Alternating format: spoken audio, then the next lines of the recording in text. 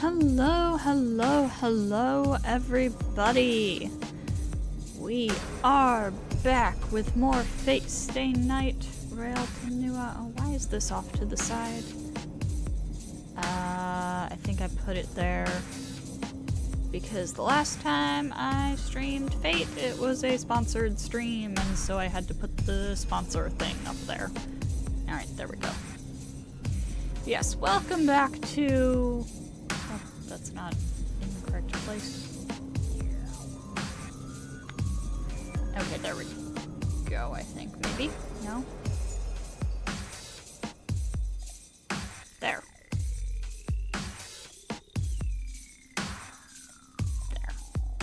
There! It's perfect. Alright. Anyways, hello everybody, welcome.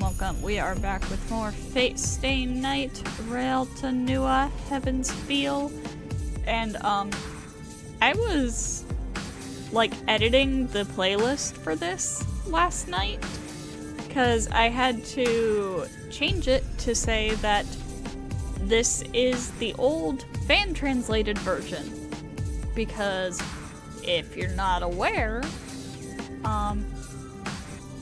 there is an officially translated version of this available on Steam and Nintendo Switch now, which is wild. Never thought I'd see the day Fate Stay Night got officially translated and officially released in the West. But no, that is not the version we're playing here. This is the old version. Although, I will say, they did announce that they're also going to remaster and translate and release the sequel, Fate Hollow Ataraxia. And if that happens, if that comes out by the time we finish Fate Stay Night, we may end up playing that version, because I am already planning to do Hollow Ataraxia after we finish Stay Night. So, may end up being the official version. It also might not. We'll see how it goes. In any case, hang on, did I get the right... Hang on, I need to check something. I just suddenly remembered. Yes, okay, that is the right number on the stream title. Okay. Anyways, we are getting into Heaven's Feel. We're gonna do day 4. We might do at least part of day 5 as well, but like, I'm looking at the flowchart and day 5 has a lot going on, so we'll see. But we're starting with day 4. So, without any further ado, let's go ahead and get into it. Also, I did adjust the volume settings of the game. Let me know if they're too loud, if I need to turn it back down. I shouldn't even need to think twice about it.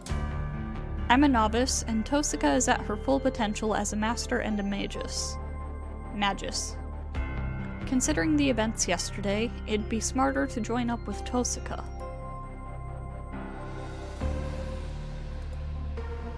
I touch my stomach, the place I got cut.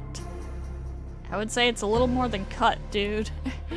It's wrapped in bandages, and touching it sends waves of pain and nausea through me. It's only natural. I wasn't just cut, I was almost split in half. Yeah, dude. Thanks to Tosika and Saber, I'm still alive, but as long as Berserker is after me, I'm a dead man. But something still lingers in the back of my mind. The black giant called Berserker. The girl in white, accompanied by the strongest servant. The innocent, whimsical, and cruel girl, Iliasville. Iliasville von Einsburn. That's the name Shinji's grandfather said. Emiya-kun, 返事聞きたいんだけど。ね、すまん。イリアってこのことを考えてた。遠坂と手を組むってことは、あの子と戦うってことだよな。ええ、あっちがその気なんだから答えるまでよ。どのみちマスターは全員倒すべき相手だもの。イリアスフィールがその気ならこっちだって殺す気でやる。 Tosuga's mind is made up. In Tosuga's mind, that girl is just an enemy that must be defeated. But I know there's something wrong with me for thinking this way, but I don't want to fight her.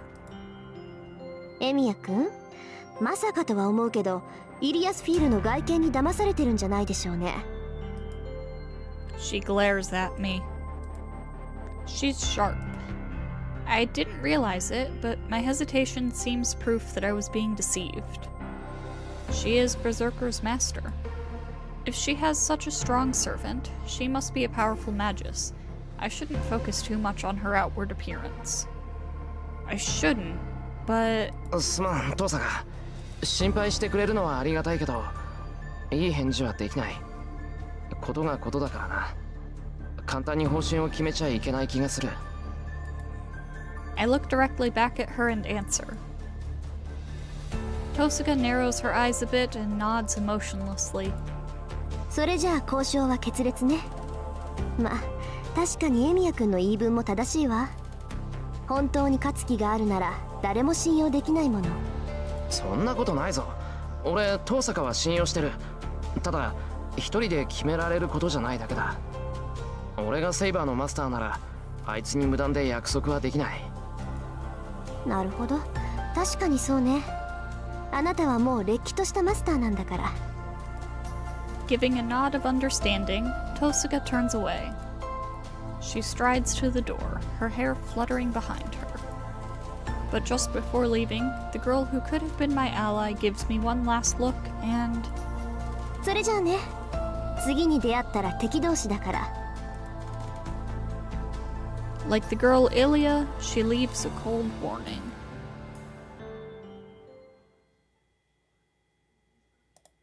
Oh good, we get to skip that 解 scene. 約しましたが、私にできる説明は以上です。まあ、駆け足だけど合点がいった。すまなかったな、セイバー。Yay, we get to skip going over a giant info dump again. すまなかったではありません。状況が分かったのなら、これからどうするのかを決めるべきではないですか。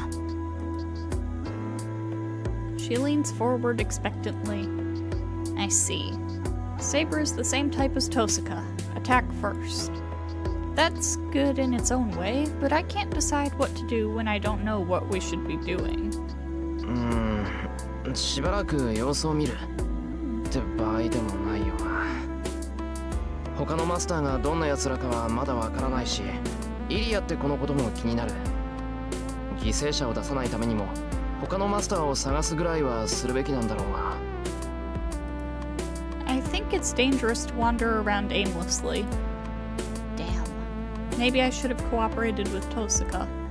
イリア、バーサーカーのマスターはどうかしたのですか、シロは。いや、どうして俺たちのことを狙うのかなって気になったんだ。それにあの子とは昨日が初対面じゃなかった。前にすれ違ったこともあるし、そのアインツベルンって名前にも覚えがあるんだよ。Then, after hearing the name Einsburn, Saber gives me a hard look. セイバー？なんだ、お前もアインツベルンって名前を知ってるのか？ Does she know the name Einsburn? 知っています。逆に問いますが、シロはその名に覚えがないのですか。いや、覚えっていうか、ただ聞かれただけなんだ。あの子に会う前に、アインツベルンの娘は健在かなんて、全然関係ないやつに。そうですか。では、シロは何も聞かされていないのですね。Saber closes her eyes and ponders. これも何かの因縁でしょう。アインツベルンを知りたいのなら、もう一度教会に赴くべきです。あの神父なら、シロの疑問にもこれから取るべき道にも示唆を与えてくれるはずですから。教会？教会って昨日の教会か？けど、もう教会には行っちゃいけないって言われたぞ。それは方便に過ぎません。あの神父が敷いているルールは、魔術師同士の戦いを律するために作られたあちら側の建前です。シローが魔術協会に属しているのなら従う価値もありますが、所属していないのならば何の価値もありません。That is certainly true. Tosaka belongs to the Magic Association, but we don't. We wouldn't gain anything from following their orders, so we can ignore them. わかりましたか。シローにとってあの教会は最終的な避難場所に過ぎない。彼らの規則に従う義務はないのです。そうだな。けどそれでもできれば避けたい。あの神父にはあんまり会わない方がいい気がする。Kotomine Kirei. That priest feels strange. It's not that I feel enmity or danger. I must not see that man. I'm scared because I might crumble in front of him. シローの気持ちはわかる。私とて同感です。できることならあの神父には関わりたくない。She declares this with a straight face. That's unexpected. I never thought heroic spirits would have difficulty dealing with human beings, and most of all... 俺はともかく、どうしてセイバーまで苦手なんだ？ Why doesn't she like Kirei? そもそもあの神父とは顔を合わせてないだろう、セイバー。Saber hesitates. After frowning, she lifts up her face as if to shake off her hesitation. 彼は前回の聖杯戦争に参加した人物です。どのサーバントのマスターだったかは分かりませんが、キリツグはあの神父を最後まで重視していた。I know that, but what did she just say? セイバー、なんでお前が親父の名前を？私がキリツグのサーバントだったと言って、前回の聖杯戦争の折、エミやキリツグはマスターの一人でした。私は彼と協力して聖杯戦争に挑み、最後まで勝ち残りました。Now that's a lie! You two didn't get along for the entire war! その中で、エミやキリツグはあの神父を最大の敵として捉えていました。私たちを破る者がいるとすれば、それはあの男以外ないと。Hold on. Then what? My father was a master in the last Holy Grail War, fought along with Saber, and... he's part of the cause of that disaster? 嘘だ。そんなことあるもんか。それなら、どうして琴峰は黙ってたんだ？どうして親父は俺に何も言わなかったんだ？それは私の知るところではありません。キリツグが何を考えていたかなど、私には最後までわからなかった。ですが、あの神父が黙っていたというのなら、それはシローが聞かなかったからでしょう。あの男は問われれば答える人間です。シロー自身が問うのならば、必ず真実を語ります。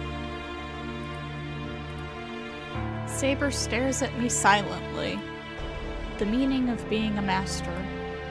Her green eyes tell me to go to the church of my own will if I want to know about Emiya Kiritsugu.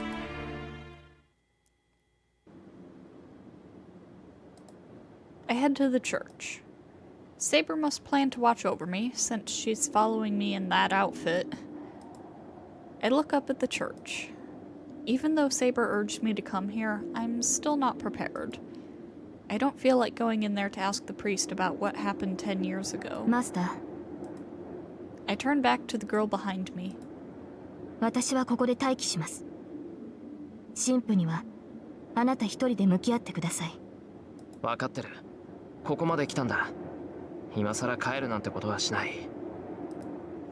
神父には私が召喚されたことは非してください。同じ英霊が2度召喚されたというのは話すべきことではありませんから。ああ、あいつにはキリツグのことだけ問いただす。すぐ戻るからちょっと我慢しててくれ。はい。シローも注意を。危険が迫った時はすぐに私を呼んでください。あの神父はどこか不吉だ。少しでも気を抜けばあなたの身に何が起こるかわからない。同感だ。大丈夫。何か起きたらすぐに逃げ出すし、セイバーを呼ぶよ。I take a step onto the stairs. I enter the church, leaving Saber under the winter sky.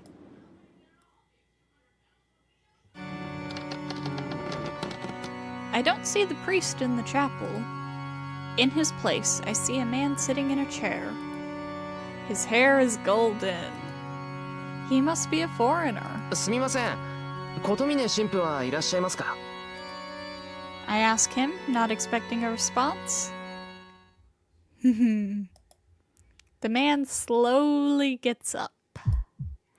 At that instant, all my muscles stiffen up. He walks to me. There's something odd about that simple action. He is walking towards me in a casual manner. That's all he's doing, so why am I getting ready to be killed by this man? The man raises his arm. It reaches out for my neck and stops midair. ほう。良くないものに見入られているな、お前。He withdraws. Yes, that is only natural. I'm actually the strange one for thinking he was going to kill me just because he was coming closer. そこで待っていろ。琴峰に用があるのだろう。He disappears behind the altar. Several minutes pass. 驚いたな。まさか半日足らずでリタイアかね。エミヤシロ。Kotomine appears, greeting me with that annoying tone I remember from last night. そんなわけないだろう。単に聞きたいことがあるから来ただけだ。そうでもなけりゃ頼まれたってお前のところになんて来るもんか。それは結構。私も暇ではないのでね。簡単に懐かれても困る。Kotomine draws closer, his firm footsteps filling the air. Is this what you would call invisible pressure? He has a severe air about him that makes people conscious of their weakness. It must be a good characteristic for priests, but could it also be their greatest fault? どうした？質問があるのなら口にしろ。挨拶などする仲でもあるまい。He's right. There's no need to be friends with him. I came here to confirm what Saber told me. I should ask him and quickly leave. 聞くことは一つだけだ。どうして黙ってたんだ、あんたは。さて、黙っていたとは何のことだ？親父のことだ。エミやキリツグがマスターで前回の聖杯戦争で戦ってたってことをどうして黙っていた？ He does not look guilty. This man is enjoying the fact that Kiritsugu's name came out of my mouth. 答えろよ。あんたが聖杯戦争の監督役なら知ってて当然だよな。ならなんでそれを黙っていた？何故も何もなかろう。お前の父が前回のマスターであったことがお前にとって何の益になる？エミヤ・キリツグの功績はエミヤ・シロウには無関係だ。Hang on 1 second, I forgot to check. Okay, there is no bad ends in day 4. There is one decision to be made later. A little bit later. But no bad ends. Okay. Kotomine's answer isn't wrong. Even if my father was a great master, it doesn't mean I get any benefit out of it. But... いや、関係はある。俺がマスターになったのはキリツグの息子だからか。I was raised as his son, and I studied magic as his apprentice. I became a master just like him, and made a contract with the exact same heroic spirit. There has to be a meaning behind all this. あんたは俺に偶然マスターになったって言っただろ。そんな説明よりキリツグのことを言えば、俺はあんたの思い通り戦うと決めたはずだ。それをどうして口にしなかった？それこそ私の知り得ることではない。遺伝によるマスターの継承など知らぬし、そもそもお前はキリツグの息子ではあるまい。何の用意もなく、何の覚悟もなかった人間がマスターに選ばれることは稀なのだ。本来いかに魔術師であろうと、聖杯を知らぬ者に霊樹は宿らん。その例外であるお前が選ばれた理由など、私の知るところではない。Dude, you fought in the last war. And there was literally a master who had no clue what was going on, but who caused so many problems that the entire war had to be put on pause for everybody to come together and deal with him. This is nothing new to you. それじゃあ本当に親父は関係ないんだな。I saw someone on Twitter say the other day that when you're playing Fate Stay Night, there should be like community notes whenever Kirei or Rin talk about the Holy Grail War, because they just say incorrect things all the time. 俺がマスターになったのはただの偶然で、あの時親父が俺を助けたのもHe saved me out of pure goodwill. 私が知る限りではな。だが聖杯の思惑となると私には計り知れん。エミやシローがマスターに選ばれたことは偶然と切り捨てたいところだが、聖杯は聖杯を否定したエミやキリツグの息子に贖罪を求めているのやもしれん。親父が聖杯を否定した？そうだ。お前の父は聖杯を手に入れるためだけにこの町を訪れた男だ。あの男の目的は聖杯だけだった。その純粋な願いに聖杯は応え、あの男にならば自らを渡してもよいと思ったのかもしれん。だがエミやキリツグは聖杯を裏切った。奴は最後の最後で聖杯を破壊した。聖杯戦争そのものを終わらせるために奴に期待を寄せた聖杯とその宿願を裏切ったのだ。聖杯を破壊した。If that's true, the Holy Grail certainly would not approve of Emiya Kiritsugu. But he was correct. A Holy Grail that grants any wish? Magi kill each other to obtain it. The Holy Grail is the cause of the conflict. My father did not betray anyone when he destroyed the Holy Grail.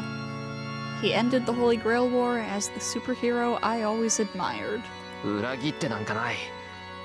キリツグは聖杯を不要だと考えたから破壊したんだろう。キリツグは何も裏切ってなんかない。そうだな。お前はそれ以前のキリツグを知らないのだったな。いいだろう。無駄な話だが、エミやキリツグの正体を教えてやる。The priest smiles. Never a good thing to read. It is the ominous smile of someone intoxicated with delight. エミやキリツグ、あの男は聖杯戦争とは無関係な位置に立つ魔術師だった。奴は斧が欲望、斧が目的のために生き、その結論として聖杯を求めた。自身の力では叶わない奇跡、人間の力では実現できない理想、本来諦めざるを得ないそんな子供じみた夢を捨てきれなかったがゆえに、あの男は願望期である聖杯に望みをかけたのだろ奴がどこでこの土地の聖杯戦争を聞きつけたかは知らない。あるいは奴ではない外部の者が奴の適応性に目をつけたのかもしれない。そのあたりはどうでもいい話だ。結論としてエミヤ・キリツグはマスターとして雇われた。アインツ・ベルン、聖杯戦争の原因ともいえる魔術師の血族に最高のマスターとして迎えられたのだ。 Hello, Eminence! Welcome, welcome! 過去3度にわたる戦いの末、アインツベルンは戦闘能力に特化したマスターを求めた。 We are reading Fate Stay Night Railed to Nua Heaven's Feel, not the officially translated version. I will never get over saying that. I can't believe that exists now. 実際アインツベルンの魔術は戦闘向きではない。彼らは戦いには不向きな一族だ。それゆえに殺し合いに長け、魔術協会に属さなかったキリツグに望みを託した。異端であるキリツグに聖杯の知識を与え、マスターとしての力を与え、アインツベルンの血と交わることでより戦闘向きの後継者を生み出しもした。聖杯を手に入れた暁にはエミやキリツグは正式にアインツベルンの人間として迎えられたはずだ。アインツベルンにおけるキリツグの扱いは破格であり、それゆえにどれほどキリツグを信頼していたかは容易に想像できる。そうしてエミやキリツグは期待に応えた。 And chat boxes on the overlay are broken. 前回の聖杯戦争においてキリツグは多くのマスターを倒した。奴と戦い一命を取り留めた者は私一人だ。の奴は的確であり周到であり蛮勇であり無情だった。敵にかける情けなどない。殺すと決めればただ殺した。サーバントをほふり助けを請うマスターを這わせ、逃げようとする頭蓋に銃口を当てて引き金を引いた。殺した後の考えもない。強さを誇る優越も消えた弱者への罪悪もない。一言で言ってしまえば、あ、元から感情がないの Keep なら skipping 喜 Kirei's 怒哀楽は dialogue. I 入り込む余地 apologize. などなかろう。親父が機械。そうだ、奴は殺したぞ。お前のように無関係な人間を巻き込まないなどという考えもなかった。相手の弱みを徹底的に叩き、反撃の余地など与えなかった。敵の肉親を盾にし、敵の友人を足かせにして速やかに勝ち残っていった。そうだな。もし今回の戦いにキリツグがいるのなら、お前が最も嫌悪するマスターになっただろう。非常だということが悪になるのなら、前回の戦いで最も分かりやすい役はあの男を置いて他にはなかったのだから。どうした？納得がいかないか？分かっている。無論エミやキリツグは機械などではない。奴は目的のために市場を切り捨てただけだ。それが魔術による自己暗示ではなく、あくまで自分の意志だけだったというところが奴の強さでもあり弱さでもあった。冷徹であるという異なる人格さえ用意すればたやすいもの。そんな人間では聖杯に届かない、届く価値がないと信じたのだろう。だがそこまでして結局その弱さが奴に全てを裏切らせた。キリツグに一族の祝願をかけたアインツベル。5人ものマスターが倒され、所有者の前に現れた聖杯。エミやキリツグ自身が望んでいた人の手では絶対に叶わない願い。その全て奴は土壇場で切り捨てた。それが前回の戦いの結末。お前が父と記憶している一人の魔術師の正体。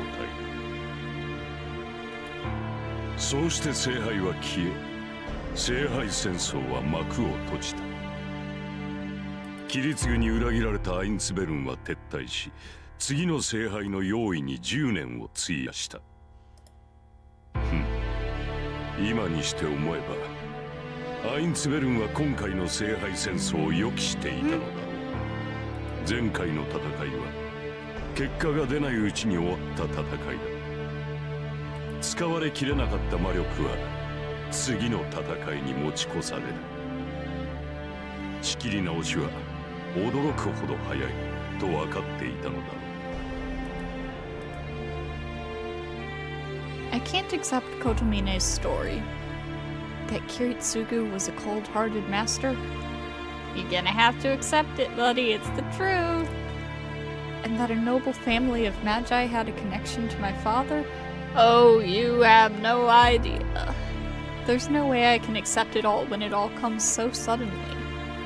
All I can tell from this is that Kotomine did not lie, and... 琴峰、あんたキリツグを嫌っていたのか？ The man before me, the one who is uninterested in everything, actually displays anger towards Kiritsugu. 当然だ。奴と私は両極に位置していた。私とあの男は生まれついての旧敵だ。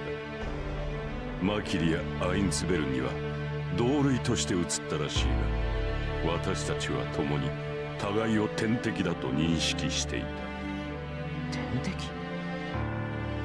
親父があんたを警戒していたように、あんたも親父を警戒していたのか？警戒ではない。互いに無視しても無視しきれぬ存在だっただけの話だ。あれはな、どしがたいほどの聖人だった。人死にを許さぬくせに人を助けるために自らの手で人を殺す。党の命を生かすために一の犠牲が必要とされるなら、速やかに自らの手で事を成した。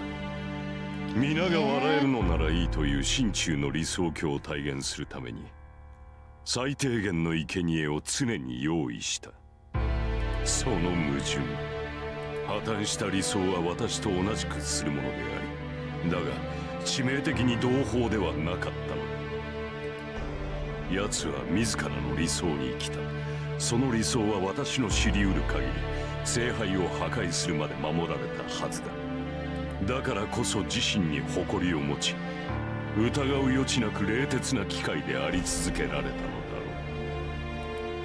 う。それが私と奴の類似であり相違だ。いかなる葛藤にも動じなかった鉄の意志。それゆえに奴は一つも傷を負わず、そしてあれには初めから傷しかなかった。奴は作為的な人でなしであり、私は作為的な聖職者だった。He was wounded from the start. So that means the premise he believed in was wrong from the start. じゃああんたは違うのか？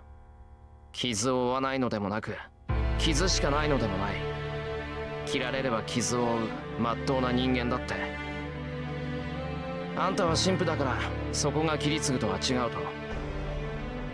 さて、そうであればエミやキリツグと同類などと思われまい。連中が私とエミやキリツグを同視したのは別のところだ。そう、人間的に似ているというのなら、お前こそキリツグに似た部分がある。幼いままの願望を持つ者、綺麗事を信じ、そのために汚れ役を引き受ける者、自らを強大な悪として有象無象の小さな悪を打ち消す者。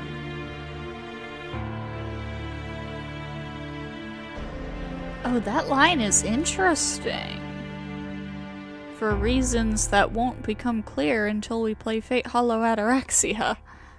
お前やキリツグは繁栄優と呼ばれる救い手のあり方。繁栄優ってなんだよそれ。字のごとしだが、英雄の反対。どしがたい殺人者という意味あのな、それってただの悪党だろ。お前俺のことバカにしてないか。だ。なんと誤解があるようだが、私はお前を歓迎しているぞ。何しろキリツグの息子だ。旧敵の息子に頼りにされてみろ。喜ぶべきか悲しむべきか、複雑すぎて心が定まらん。The priest laughs silently. I don't know his true intentions, but he doesn't seem to be bored. さて、繁栄優の話だったな。言ってしまえば、存在そのものが悪とされるもの。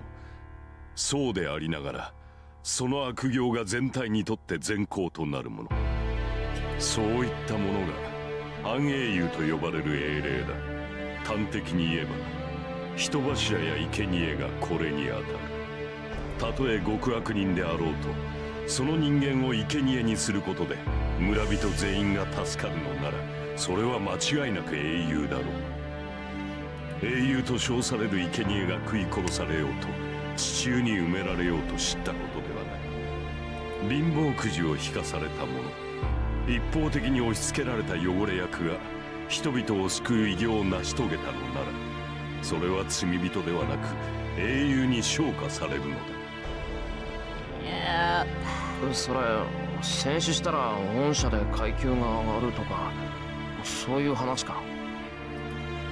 大きく違う。大事なのは祭り上げる側の意識だ。敬意や感謝、罪悪感から生まれるのは真っ当な英雄だろう。そんな感謝の心、罪悪感などで祭り上げられては反英雄になどなれん。まあ自らの醜ささえ忘れ、喜劇を悲劇にすり替えるのが人間だ。悪として葬られた英雄も、時が経てば被害者として扱われ、純粋悪ではなくなってしまう。純粋悪ではなくなってしまう。そうだ。反英雄は被害者でありながら、究極的な加害者でなくてはならない。Oh no, why is my stream having issues? Oh no!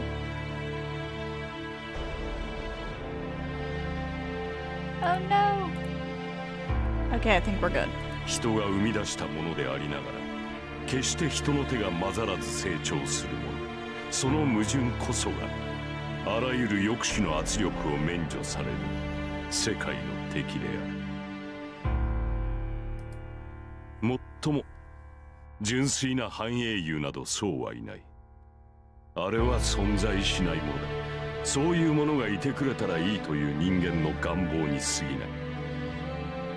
それは現在を否定するための生贄、人間の生み出した一つの理想。平穏と道義とされる叶うことのない願いの一つが反英雄と呼ばれるものと覚えておけばいい。要するに叶うことのない綺麗事だ。お前もキリツグも正義の味方を目指しているのだろう。ならば立派な反英雄ということだ。どうだ、聖杯を手に入れた時の望みは一層英雄になるというのは。まあ、何がどうだと。英雄と正義の味方は違うだろ。あんたが何を言いたいのかこれっぽっちもわからないが、そんな関係に引っかかるか。ほう、違うとはどのあたりが違うのだ。そんなの知るか。とにかく違うもんは違うんだ。それにな、英雄なんてのはなるものじゃなくて、終わった後になってるもんだろ。聖杯が用意できるものなんて結局分不相応の力だけじゃないのか。なるほどな。血はつながっておらずとも親子は親子か。キリツグといいお前といい、筋金が入っている。He must be making fun of me, as his smile is friendly. This guy hates my father. But he doesn't anger me because, well, he has yet to say anything bad about my father. あんたさ、もしかして本当は親父と気があったんじゃないのか？ I ask him when I realize this. こう、なぜそう思う？別に、なんとなくそう思っただけだ。では間違いだな。私はエミやキリツグを嫌っているし、そもそも話したこともない。奴とは一度殺し合っただけだ。言っただろう。私たちは両極だと。奴の願いと私の願いはそれこそ種別が違う。持たざる者の疑問などもとより持ち得るものの中にはあるまい。His eyes tell me that this is why they never would have been able to get along. 持たざる者って、キリツグにあってあんたにないものがあったっていうのか？そうだ。私はエミやキリツグのように信じる者のために意志を変えるなどということはできなかった。まあ目的は違うのだから比べるべくもないのだが。Changing your will for something you believe in. Is that like saving 10 by killing 1, like he said earlier? わからずともいい。ただ、エミやキリツグの願いは平和だった。実にシンプルだろう。シンプルすぎるがゆえに、複雑な世の中ではパーツが余ってしまう。奴は、それが許容できなかった。完璧な形を求めながらこぼれ落ちる余分を救いたかった。だがそれは人の手に余る奇跡。争いのない世界はここには存在しない。奴はそれを否定するために聖杯を求めた。理想を探し求め手に入らないと結論を突きつけられた奴にはもう聖杯以外に道はなかった。自らの理想に追い詰められた者の末路。エミやキリツグという男の夢は聖杯というありえないものでしか叶わない。叶うはずのない魔法だった。A world without conflict. Did my father really believe in such a thing? He worked hard to become strong, but the more he matured, the more he was cornered by reality. But still, he still kept believing in his ideal and, in the end, attained the miracle-granting Holy Grail. Emiya Kiritsugu must have experienced many failures by that time.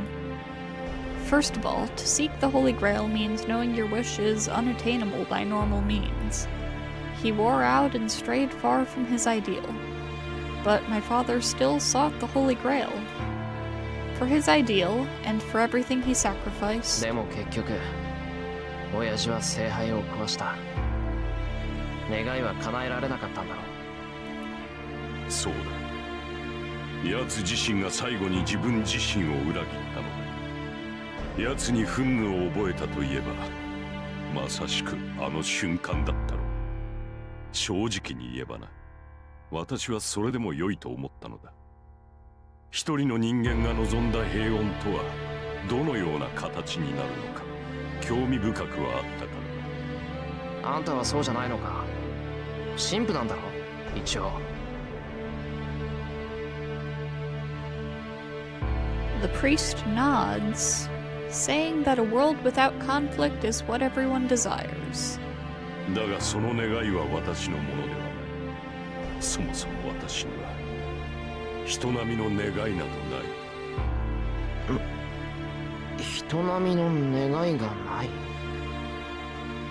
そうだ。願いとはすなわちその人間が最も心地よいと感じるあり方だ。エミやキリツグにとってそれが争いのない世界だっただけの話でな。私とは初めから基準が違う。簡単な話だ。人が幸福と感じる事実が私にはなかった。人を信じることも人に信じられることもどうということはない。お前たちが幸福と呼ぶものでは私に喜びを与えなかった。 He says this emotionlessly. He's not talking to me. It's almost like a monologue. Yeah, he's been monologuing at you the entire time, Shiro. さて、話はここまでだ。エミやキリツグがマスターだったかどうか、その質問には十分答えただろう。いや、ちょっと待った。聞きたいのは親父のことだけじゃない。そう、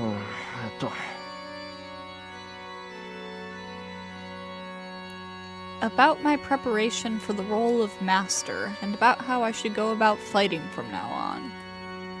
I bet he'll laugh and make fun of me if I ask something so stupid. I want to avoid that. In fact, I will avoid it. 他に質問があるのなら手短に済まそう。今の話は思いのほか時間を取ったからな。No, there was something else I wanted to ask him about. Didn't I come to this church because I wanted this question answered? アインツベルンのことはいいのか。彼らにとってキリツグの息子であるお前は抹殺対象だと思うのだが。そうだ、その話。そもそもアインツベルンって何なんだ。さっきあんたが聖杯戦争の原因とか言ってたけど。なあ、原因だと思う。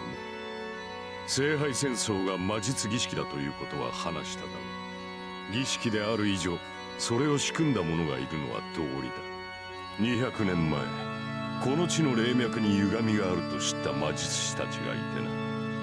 彼らは互いに秘術を提供し合い、聖杯を起動させる陣をこの地の深くに作り上げた。それが聖杯戦争の発端だ。この起動式の作成に関わった3つの家系こそが聖杯の正当な所有者でもある。聖杯を作り上げた者、英霊を酷使する霊樹を考案した者、土地を提供し世界に道をうがつ秘術を提供した者。 You know what? I gotta thank Kirei for monologuing like this because it's saving me from having to read out loud so much. アインツベル、マキリ、遠坂、始まりの御三家。私やお前では太刀打ちできぬ歴史と血筋を誇る者たちがそれだ。この中で土着の者は遠坂だけだが、遠坂とて大司府はかのシュバイン王だ。もっとも遠坂の大司府が伝え聞く通りの人物ならば人種分けなど滑稽だ。つまりアインツベルンってのは聖杯戦争の一番偉いやつってことか。過去ではな。だが聖杯召喚が失敗し、今のように聖杯の所有者が曖昧になってからは参加者に過ぎなくなった。今では聖杯の器を作り上げるだけの役割だ。マキリと遠坂もそれは同じだ。彼らはただマスターに選ばれやすいという権利を持つだけの家系だな。と言ってももともとこの聖杯はアインツベルンが考案したものだ。かの一族の歴史は1000年。分家も持たず他と交わらずに1000の年月を重ねた家系は少ない。わかるかエミヤシロ。アインツベルンはな、1000年もの間ただ聖杯の成就だけを追い求めてきた。1000年だぞ。聖地奪還という使命を盾に殺して殺して殺し尽くすなどという異次元の蛮行がまかり通った昔、彼らは熱狂的ではなく演出的ではなく狂信的でもなく絶望的な十字架のみを胸に未到達さを貫き通してきた。故にアインツベルンの魔術師は魔の領域さえ突破している。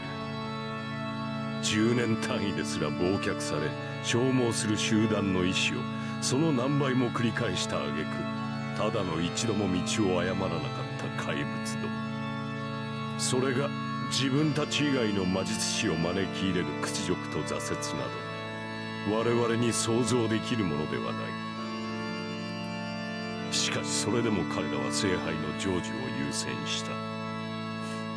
過ちを繰り返し500年、自分たちだけでは手に入らぬと受け入れるのに300年、そしてやはり自分たちの力でなければ手に入らぬと改めるまでさらに200年。アインツベルンは文字通り自らを殺す気概でマキリと遠坂たちと協力した。その結果が聖杯の所有権を奪われ、一参加者として競争し合うという体たらくだ。その屈辱に耐え守り通したちの結束を破ってまで外来の魔術師を招き入れたというのに、エミやキリツグは聖杯を前にしてあろうことかアインツベルンを裏切った。それがかの一族とエミやキリツグの関係だ。お前とアインツベルンはそういう因縁のもとにある。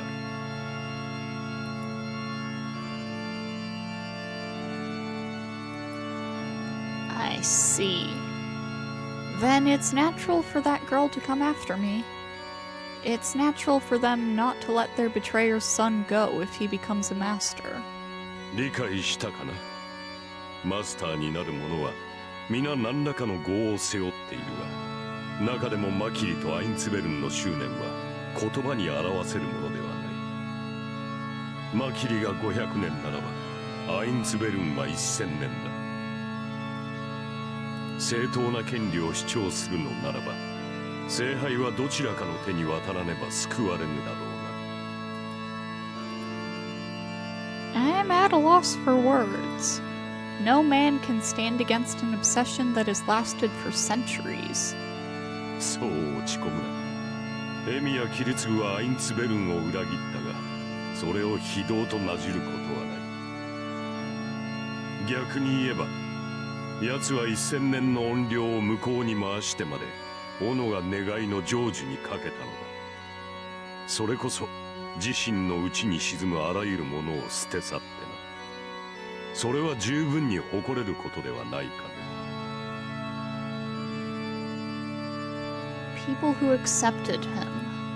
Something he protected by opposing 1,000 years of history.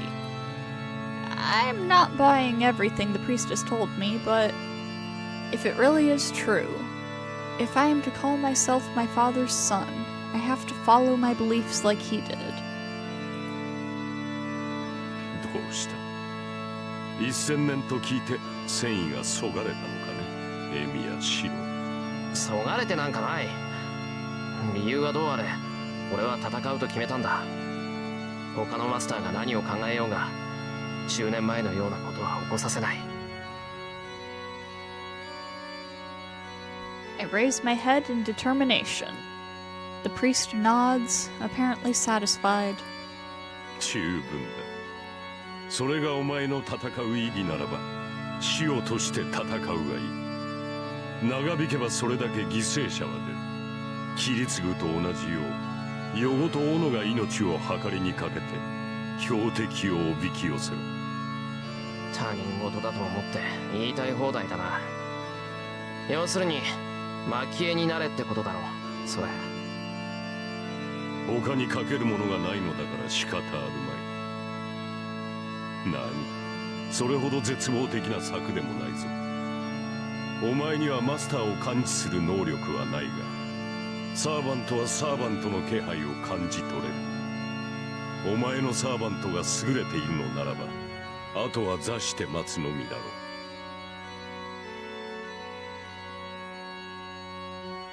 I turn my back to him.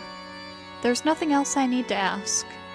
I've kept Saber waiting, so I should be going back now. 待て。一応聞いておくが、お前は治癒の魔術を習得しているか？してない。それがどうした？いや、ならば負傷者が出たのなら連れてくるがいい。犠牲者を出すのは教会としても見過ごせないのでな。間に合うのならこちらで治療は引き受けよう。 I stop. 驚いたが、あんた治療魔術なんてできるのか。教会じゃご法度だろそれ。本来は管轄外だが覚えた。昔目の前で死病月に死なれてな。それを機に手を染めてみたのだが、思いのほか相性が良かったようだ。ああ、ただしお前本人の治療には見返りを要求するぞ。監督役として平等でなくてはならないからな。お断りだ。死んでもお前の世話になんかなるもんか。I turn away, and this time I really do leave.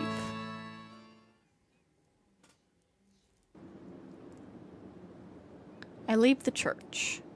Saber must have been waiting undercover, as she appears as soon as I come through the door. Hang on, status and weapon screens updated. What was that about?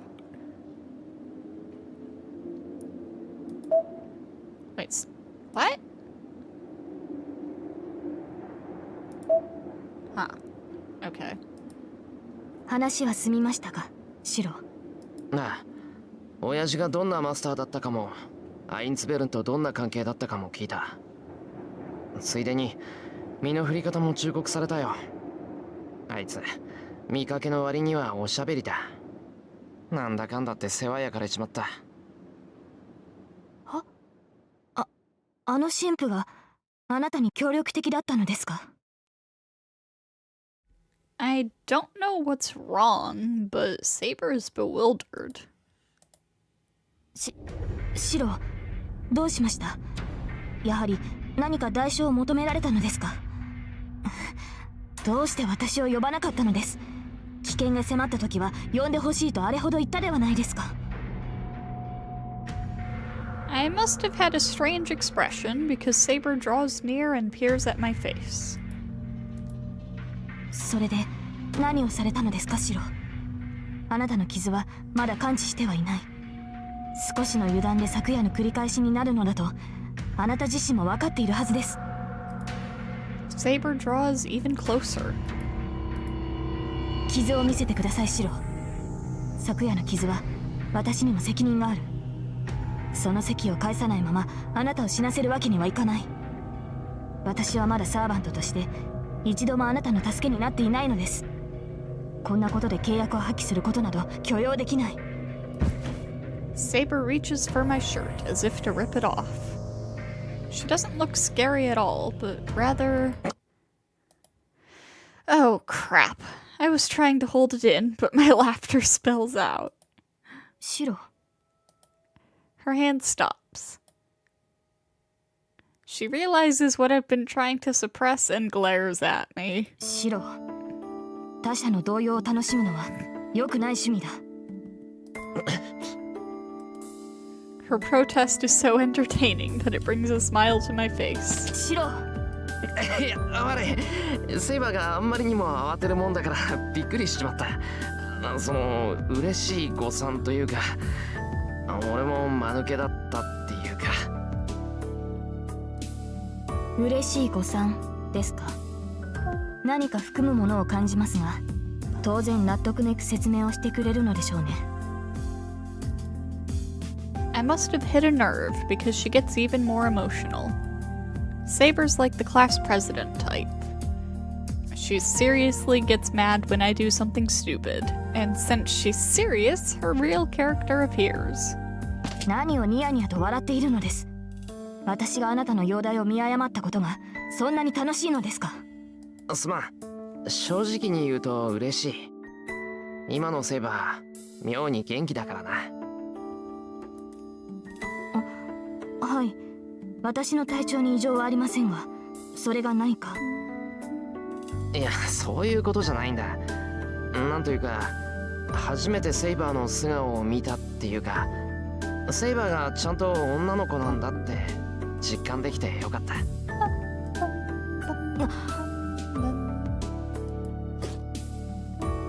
Saber jumps back.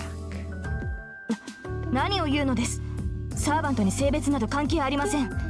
私たちは敵を撃つだけの存在なのですから、そのようなことで喜ばれては困る。 She glowers at me, probably because she's mad or astonished. But I somehow don't feel bad, and I'm still smiling. Even though she's a servant, she's as human as she appears.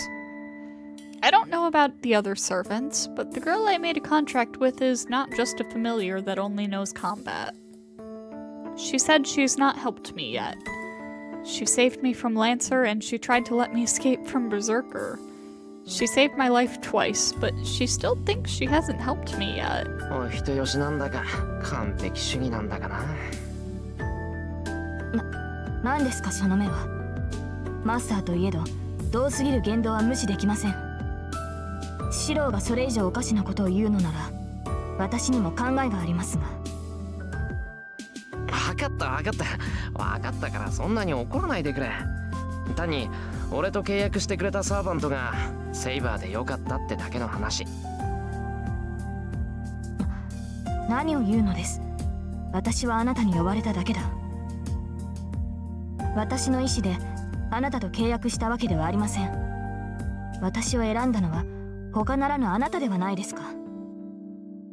ただの偶然だけどな。だからまあ今はそれが悔しい。初めからちゃんと自分の意思でセイバーの手を取りたかった。I hold out my right hand. This is something I wasn't able to do at the very beginning.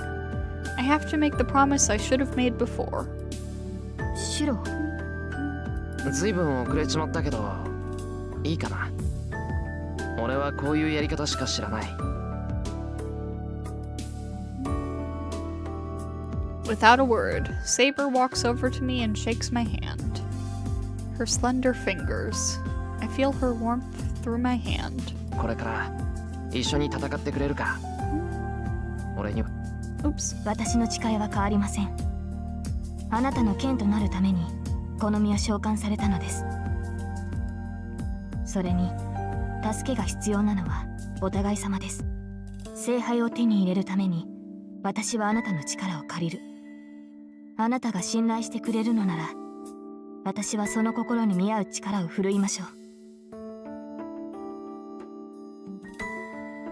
Her hand is warm. The hesitation within me disappears without a trace.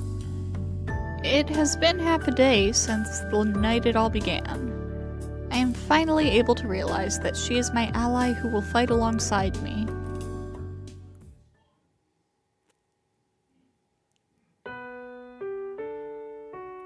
We will wait until nightfall to go out into the city. After some discussion, that is what we decided. As Kotomine said, I can't sense other masters. Saber is the only one who can sense our enemies, and even then, she's only able to sense nearby servants. So naturally, our plan is to walk around and find information. It's like counting on luck, but it's risky but certain, according to Saber. Masters aren't going to be holed up in their hideouts all the time.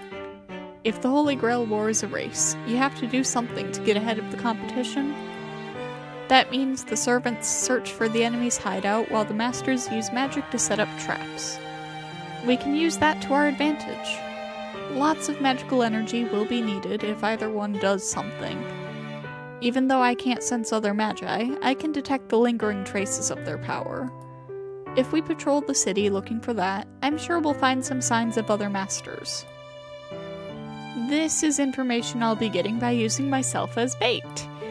I have no other methods besides being bait, just like Kotomine said. We'll start the patrols tonight. Saber told me to stay at the house, but I refused, saying I would go with her. After a long, unproductive talk... わかりました。では、必ず私と共に行動すると約束してください。夜中、一人では決して外に出ることはしないと誓えますか？ Saber finally accepted my point of view.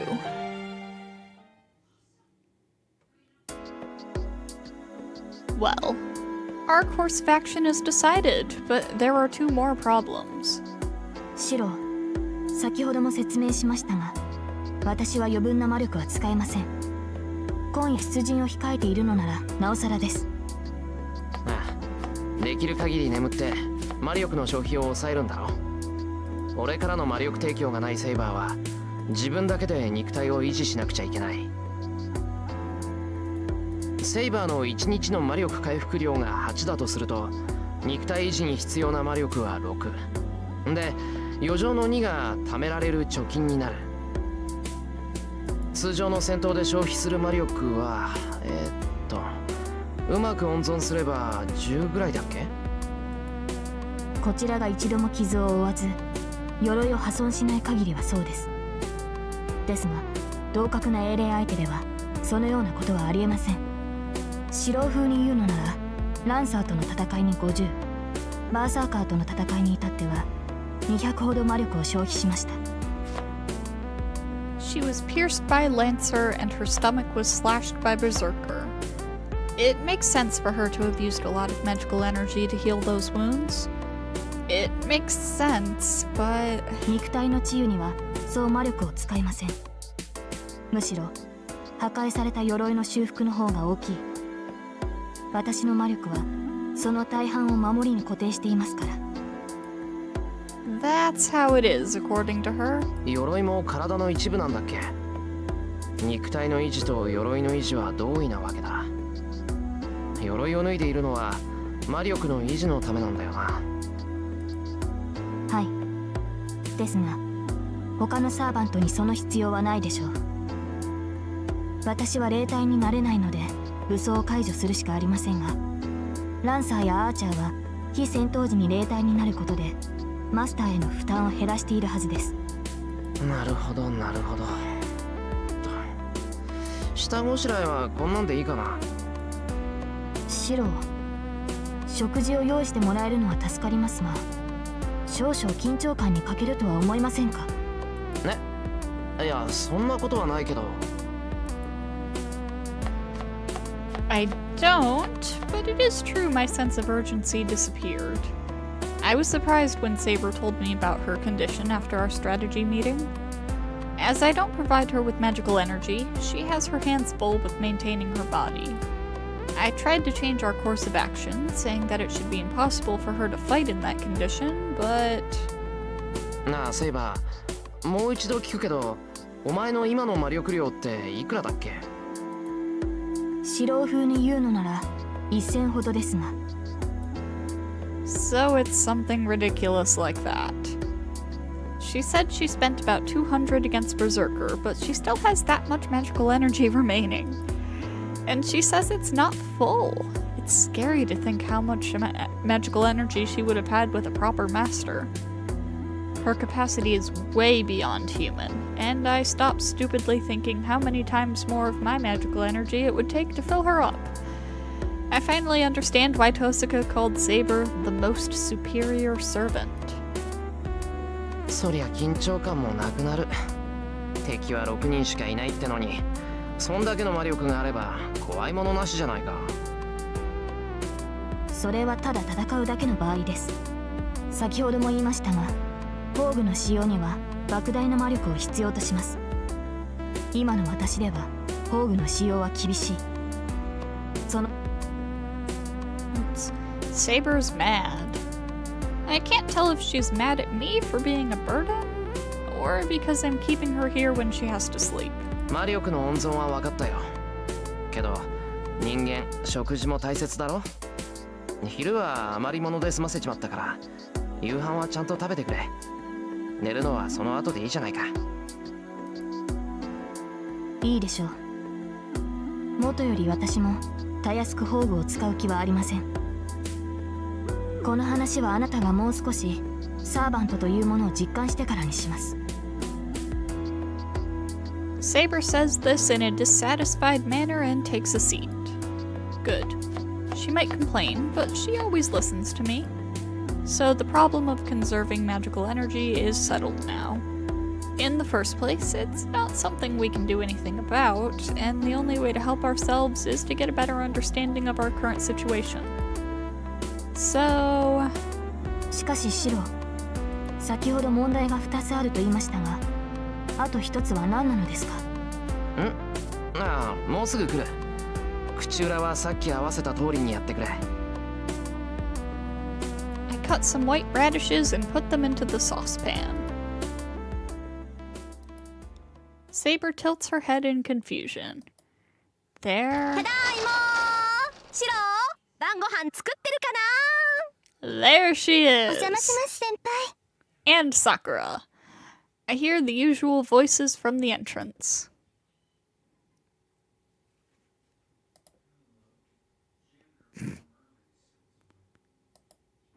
The silence is painful.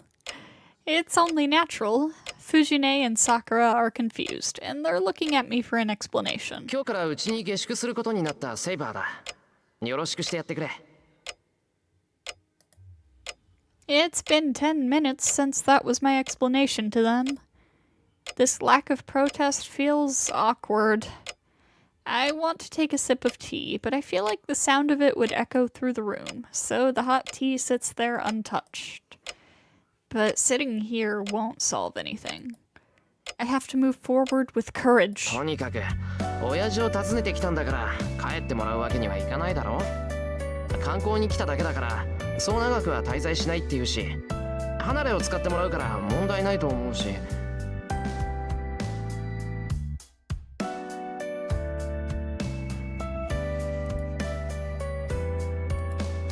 The silence continues. By the way, I can understand why Sakura and Fujine are quiet, but why is Saber looking so surprised? まあ桐次さんの知り合いなら仕方ないか。外国に親戚がいるとか言ってたし、セイバーさんもしっかりしているようだし、私は反対できないかな。藤村先生、それは。ごめんね。さくらちゃんの気持ちはわかるけど、ここは桐次さんの家だから。それにさ、外国からここを頼りにしてきた子をほっぽり出したら日本の恥でしょ。そうでなくとも最近は物騒なんだから、こんな可愛い子を追い出せないわよ。それはそうですけど、先輩はそれでいいんですか？ああ、元からそのつもりだ。セイバーにはしばらくうちにいてもらう。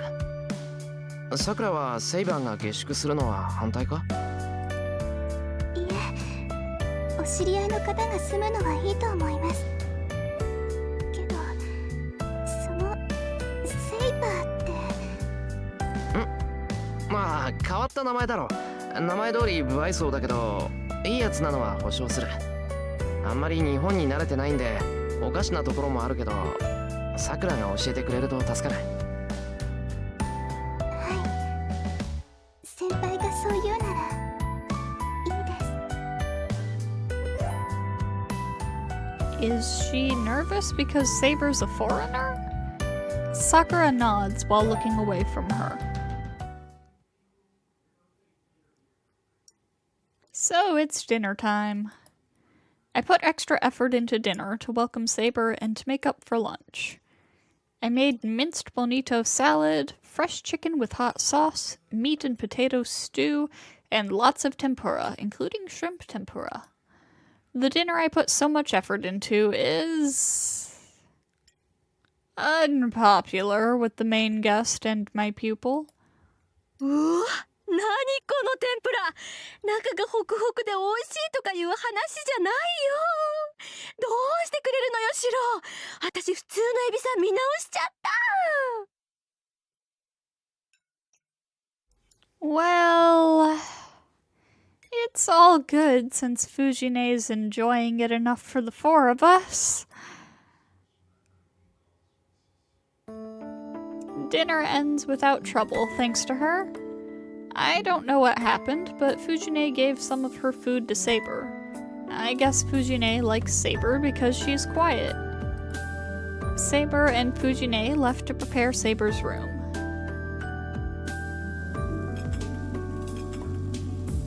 And Sakura and I clean up after dinner. Well, there's nothing wrong with that, because it's part of the usual chores. 食器は俺が洗うから、さくらはテーブル周りを頼む。と、天ぷら油はまだ捨てなくていい。蓋して奥にしまってくれ。重いけど大丈夫か？はい、大丈夫ですよ。私こう見えても力持ちなんですから。 She picks up the pot of oil. Good. So since she does archery, I didn't need to worry. ま、弓だって力だけで引くわけじゃないけどな。I wash the dishes. Then あれ、先輩、タオルが減ってますよ。ペーパータオルも空っぽだし、いつもと食器の置き場所も違ってます。え、どれどれ？あって、本当だ。なんだろう、泥棒でも入ったのか？タオル専門の窃盗犯というのは難しいですね。だな。そんな泥棒は泥棒じゃない。the plates had been moved around. The paper towels are gone. Some towels are missing. According to these clues, そうか。遠坂がいたんだ。I remember now. Tosaka was the one who treated me after that incident with Berserker. I'm pretty sure that she used the paper towels during my treatment. 先輩、遠坂って遠坂先輩のことですか？ああ、ちょっとした縁で家に上がってもらったんだ。そのつまんないドジで怪我しちまってさ、偶然通りがかった遠坂が親切にも手当てしてくれたんだよ。さすが我が校の誇る優等生、慈愛に満ちてるってもんだ。I don't mean the last half, of course. My school's proud honor student died last night. It's highly regrettable, but the image of Tosaka Rin as an honor student died inside me. どうして遠坂先輩がここに来るんですか？そんなのおかしいです。だって全然関係ない。ここにいるのは私で、先輩とあの人は全然関係ないのに。Sakura hangs her head and tries to control herself. I'm at a loss for words at this sudden event.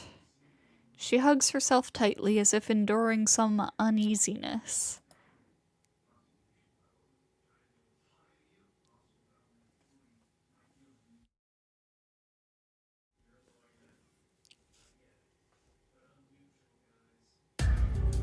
The lights disappear. It's 11 o'clock. We waited until the town fell asleep before we went outside. ではシロ、とりあえずこの町の中心に向かうのですか？ Sakura's state didn't change after dinner's cleanup. If anything, it got worse. She lost all her energy and was absent-minded, as if she had a fever.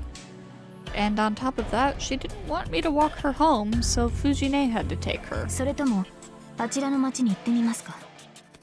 他のマスターが潜んでいる可能性はあちらの方が高そうですな。Come to think of it, Sakura was acting strange the day before yesterday as well.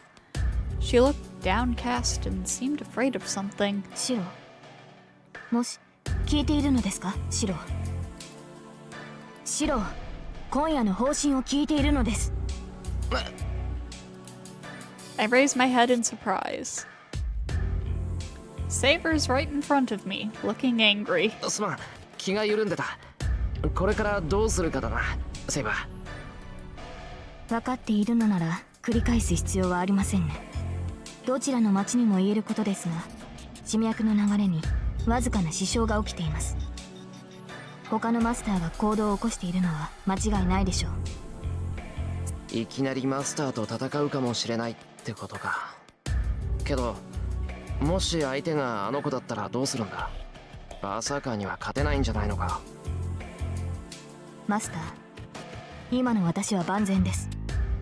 魔力提供がないとはいえ5体満足ならばオイソルと敗れることはありません。まあ相手がイリアスフィールの場合のみ撤退することになるでしょう。バーサーカーの宝具が何であるか、それを見極めるまでこちらも宝具は使えませんから。 The only one Saber is cautious of is Berserker. She does not talk about other possibilities, such as when we might encounter Tosaka. For Saber, Tosaka is merely an enemy she must defeat. But to me, masters are people we have to stop, not kill. セイバー、確認するが、マスターとサーバントが降伏した時は戦いをやめる。俺の方針はレイジを使い切らせてマスターでなくすことだ。本当にそれでいいな。分かっています。ですがシロ、敵がこちらの申し出を受け入れないのであれば、その時は。ああ、その時は聖杯戦争のルールに従う。マスターとして戦う以上、その終わりは受け入れているはずだ。We start descending the hill. We can patrol this town or Shinto. Tonight we will... This decision does not matter too much, so I will leave it up to chat. Do we stay in Miyama or head over to Shinto?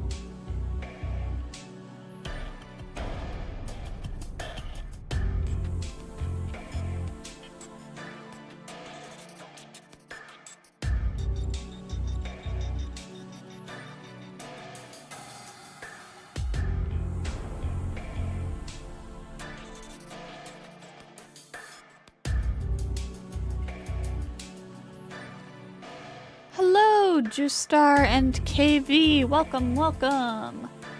It is evening over here. Yes, good evening. Night, really, but yes. So, I have here a decision that I'm leaving up to chat. Basically, we're just deciding where we're going to patrol tonight. Miyama or Shinto. It doesn't really matter. So... which one do you think we should do?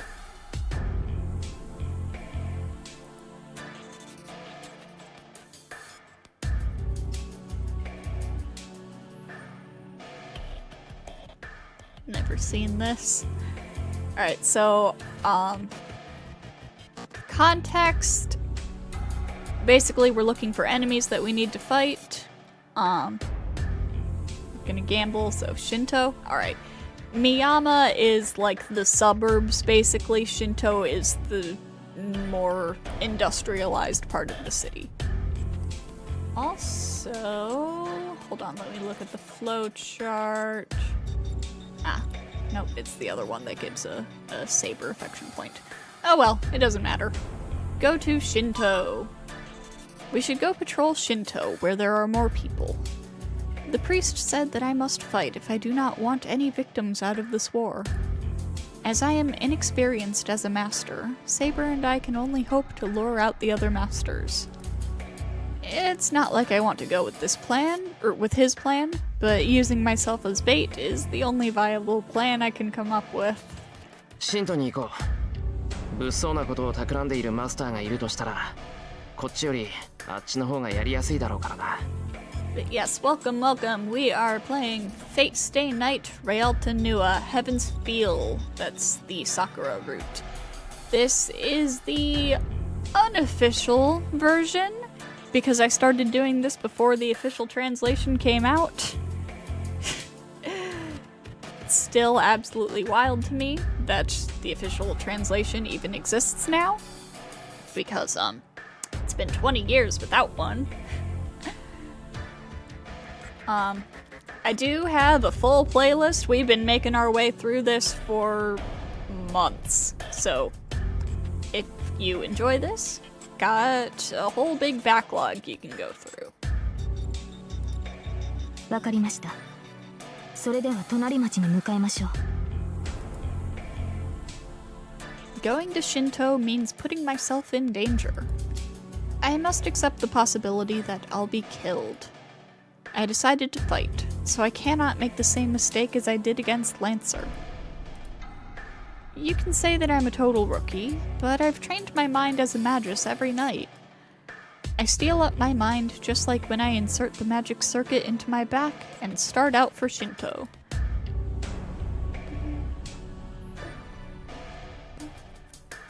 You can tell since part 33 is in the title, there must have been a lot. Yeah. This is still the very early parts of Heaven's Field, though, so this is a decent place to jump into it. We patrol Shinto for about an hour.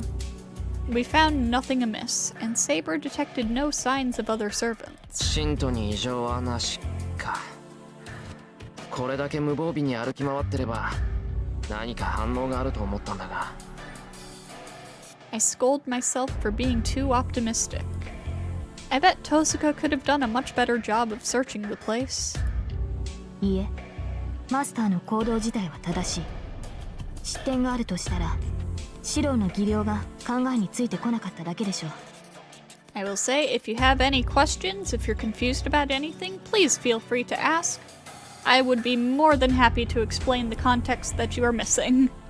夜の巡回は決して無駄ではありません。今夜は手応えがありませんでしたが、積み重ねていけば何らかの成果が上がるはずです。Would be streaming right now, but you can't find content and you're not at all popular, so you decided to find other people to watch. Ah, understandable. You gotta keep at it, dude. You gotta keep at it. You'll gain an audience. It's taken me years to reach the relatively small audience that I have right now. Which, I mean, 1,000 really isn't anything to sneeze at. 1,000 subscribers is not anything to sneeze at. But, compared to a lot of others, it's tiny.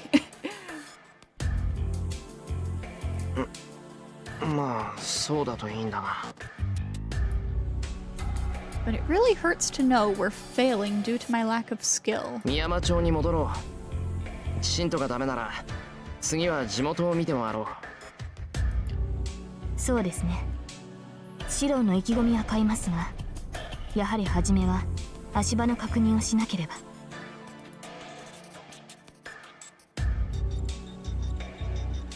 We return to Miyama City. There's nobody on the bridge. There's no trace of cars. We cross the bridge within the silent night. At that instant, I hear a scream as I feel a chill run up my back. 近い。セバ、これ。サーバントの気配です。場所はすぐ下の公園のようですが。My heart starts to beat faster. I knew it. This is what I hoped would happen. So why is my mind paralyzed? I was prepared to fight. After I almost died, my hesitation vanished. Here, your stay is cut short. Your friends are asking for help with something, so you must go. I'm gonna drop a sub real quick. Alright! Thank you for the sub. Hope to see you around again later. Go do what you gotta do. Thank you for stopping by. But my body would not move, and my head would not give any orders. My naivety makes me want to puke. I was not prepared at all. There's no way I could have been. My mind only pretended to understand everything, and my body is not used to fighting. Yes. To go to battle means to kill your enemy before your enemy kills you. Yeah, you have a good night too. I can't move. I'm used to getting attacked, but I'm not used to doing the attacking. How stupid of me. I'm fine with getting killed, but I never thought that I might be doing the killing. マスター、指示を。何が起きたかは分かりませんが、敵はすぐ近くにいる。あなたの指示次第では、悲鳴を上げた人間を助けることもできるはずです。That erases everything. The numbness throughout my body disappears. The fear that I might kill is overridden by the fear that I might let someone die. セバ。I apologize for my cowardice and start to run full speed. We run to the origin of the screen, where we will fight someone to the death. I'm not prepared at all. My limbs are shaking as I run. It's the right reaction. This fear will always be there as long as I don't desire the Holy Grail and lack the will to fight. なんて間抜けだ。大バカ野郎が。 That's right. If I have a reason to fight, I must believe in it. If my enemies are arming their minds with the desire for the Holy Grail, I must defeat this fear with the desire to stop all conflicts.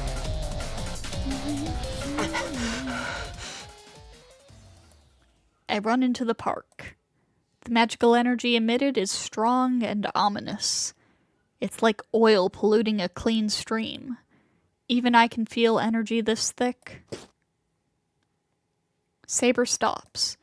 She has analyzed the situation before me.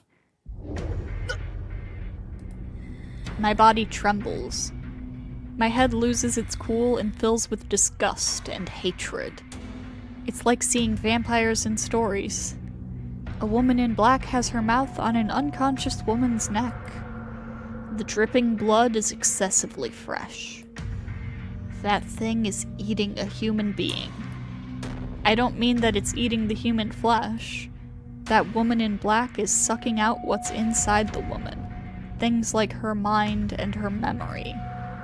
The unconscious woman does not move at all. Her skin is like grave wax. She looks like she's been turned into a doll. My throat can't move. It's not that I'm surprised the vampiric woman is a servant. My eyes focus behind her, on the clear figure that is watching over the woman in black. へえ、誰かと思えばエミヤじゃないか。すごいな。お前の間の悪さもここまで来ると長所だね。シンジ、お前。My mind is numb. I can't grasp the situation. I can't make the correct decision. Why is he here? What is that book in his hand? How can he laugh when there's a woman that's about to die? Why is such a ridiculous thing taking place before my eyes? どうした？何固まってるんだエミヤ。サーバントの気配を嗅ぎつけてやってきたんだろ？ならもっとちゃんとしろよ。一応さ、バカなお前にも分かりやすいように演出してやったんだぜ。He doesn't sound like the Shinji I know. Shiro, what are you talking about? He sounds exactly like the Shinji you know. His voice is high-pitched. Just hearing it makes me uncomfortable. Dude, same. 殺したのか。お前。I clench my fists. I don't even take notice of the servant standing right there before me. My mind is frozen. I should be fleeing in terror from this inhumanly powerful being. But I feel no fear. My mind is about to explode. はあ？殺したのかって。バカだねお前。サーバントの餌は人間だろ？なら結果は一つじゃないか。まあ僕もどうかと思うけど仕方ないだろ。こいつらは生しか口に合わないってんだ。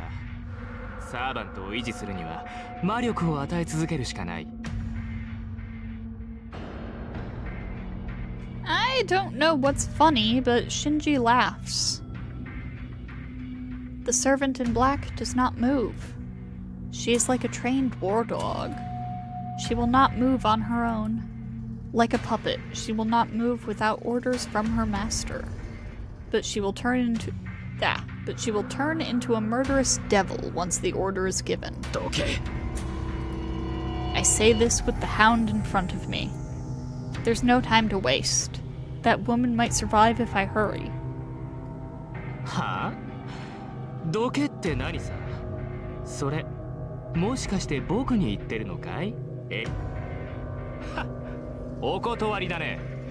食い残しが欲しいんなら手を出せよ。それはお前の使い魔だろ？シンジ。ほら、戦わせてみようぜエミヤ。僕はサーバント同士の戦いが見たくて人を呼んだんだ。お前だってマスターだろ？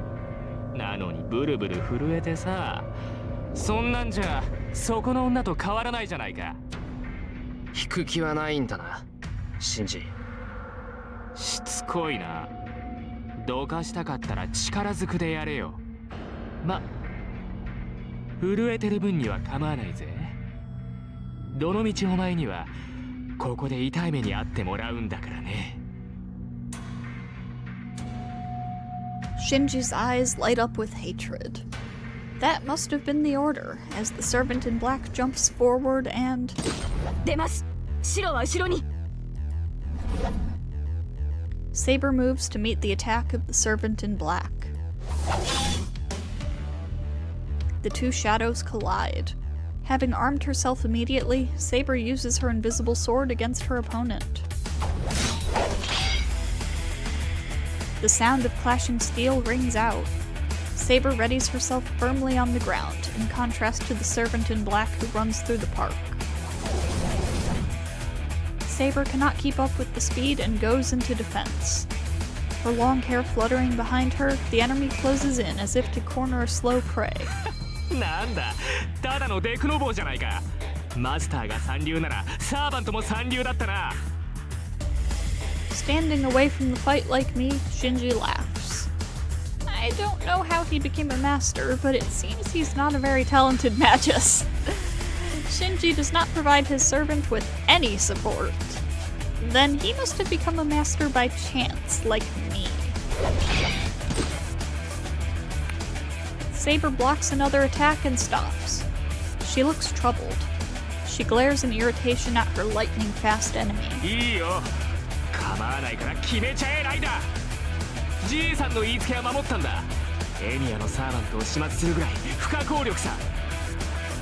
The black shadow speeds up.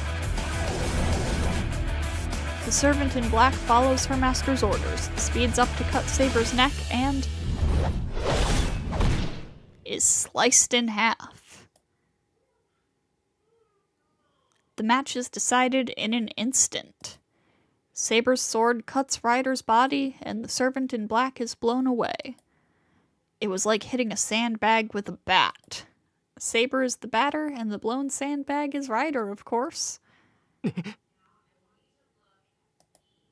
mood changes. Shinji blankly stares at Ryder, who is wounded. 嘘だろ。The face Saber gave him. And I blankly stare at Saber, who puts away her sword disinterestedly. なんだよ。何やってんだよ、お前。 He scorns his servant. Shinji yells without running over to his servant, who has her belly sliced open. 誰がやられていいなんて言ったんだ。信じられない。こんなの命令違反だ。この僕がマスターになってやったのに、エミヤのサーバントなんかにやられやがって。Ryder strenuously raises her body in a pool of her own blood. But she cannot get up. Her wound is fatal. Even though she is a servant, she will die if she is not treated soon. このさっさと立って戦え死人。どうせ生きてないんだ。傷なんてどうでもいいんだろう。何グズグズしてるんだよこのクズ。恥かかせやがって。これじゃあ僕の方が弱いみたいじゃないか。You are the weaker one. Shinji curses Ryder, but Saber is unable to bear it. ライダーを攻める前に自身を攻めればいい。いかに優れた英霊であろうと、主に恵まれなければ進化を発揮できないのだからな。バカ！早く立てって言ってるだろ。マスターを守るのがお前たちの役割なんだ。勝てないんなら体を張って食い止めろよな。言っておくが、それも無駄だ。レイジを使ったところで貴様にライダーは直せない。死にかけのライダーをレイジで酷使したところで私を防ぐ盾にもなるまい。ここまでだ、ライダーのマスター。我が主の言葉に従い、聞きたくはないが降伏の意志を尋ねる。レイジを破棄し敗北を認めるか。うるさい！化け物が偉そうに命令するな。立てライダー、お前の主人は僕だろ。犬のくせに主人の言いつけが聞けないってのか。Sparks are flying around. It must be because she cannot follow Shinji's orders, as pallid electric charges are tormenting her. What a vicious cycle. Ryder cannot fight anymore, but Shinji is condemning her for not being able to get up, despite the fact that her injuries are getting worse and her life is draining away. Saber reaches out for Shinji. 立て動けライダーどうせ死ぬんならこいつを道連れにして消えやがれ Ryder reacts to Shinji's orders. Ryder's body moves to follow the order that has her death as its premise. But then... そこまでだ。どうやらお前では宝の持ち腐れだったようじゃな、シンジ。The voice of an old man interrupts. The sound of crackling flames. 本が燃える Shinji's book is burning. なんでくそ消えろってばなんで燃えてんだよこいつ He frantically beats at the fire, but it does no good. The book turns to ashes, and at the same time, Ryder disappears. やれやれ、見込みはないと思っていたが、よもやこれほどとはな。孫可愛さで目をかけてやったが、これでは見切らざるを得ぬわ。Where was he hiding? An old man, Mato Zoken, appears out of the darkness of the night. おじいさま今のはまさかわし以外に誰がおるのだバカ者。せっかくのサーバントを殺しかけおって、それでも我が血脈の後継者か。ならなんで邪魔したんだよ勝てばいいんだろ勝てば僕はマトの後継ぎなんだこんな奴らに負けるなんて許されないって分かってたのに Shinji runs to the old man as if to cling on to him. As he has lost Ryder, his grandfather must be the only person he can rely on. But... 知れ者め、お前のような出来損ないに勝利など求めておらぬが、その身に求めたものはな、無力でありながらも挑む我らの誇りじゃ。にもかかわらずこの体たらく、マキリの名に泥を塗り寄って、全く親子ともども一門の面汚しよな。僕が親父と同じだとたわけ、それ以下じゃ。無能であったお主の父はさらに救いのない不良品を生みよった。それでも構わぬと一縷の望みを抱いておったが、それもここまで。血筋ばかりか精神まで腐らせおって、マトウの血はお前で終わりだ。The old man turns away from Shinji in disgust and walks towards us. Saber retreats. She must have felt something ominous in the old man. Yeah. なるほど。これではライダーが敗れるのも道理。さぞ名のある英霊とお見受けした。これほどのサーバント、過去の戦いにおいても一人現れたかどうか。さて、となるとわしは死ななくてはなるまい。あのようなものでも血縁でな。この身に変えても命だけは救わねばならぬ。はは。まっこと肉親の情とは命という。I'm surprised. It seems the old man stepped forward to give Shinji a chance to escape. Mato Zoken must be confronting Saber so that he can protect Shinji, the one seized with fear behind him. そら早々に立ち去れい。契約の書も燃え、マスターでなくなったのだ。ここを生き延びれば、こやつらもお主を襲うまい。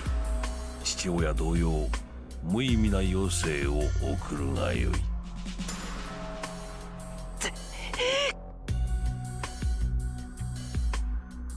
Shinji glares at the old man as he retreats.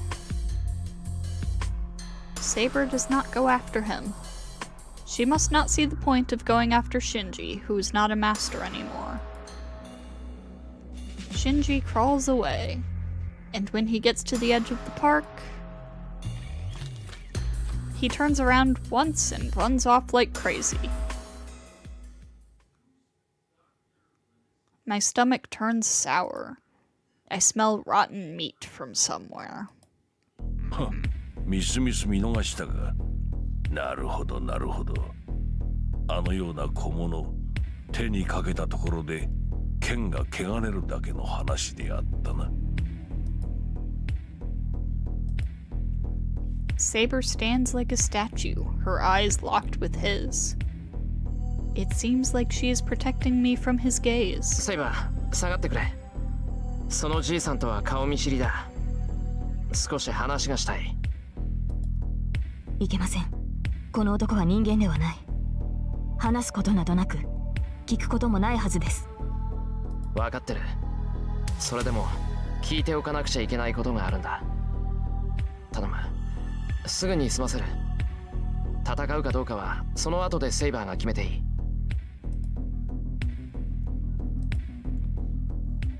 Saber pulls herself back a bit. She does not back up, but she is giving me the chance to talk to the old man. すまん。それでどう説明してくれるんだ、あんた。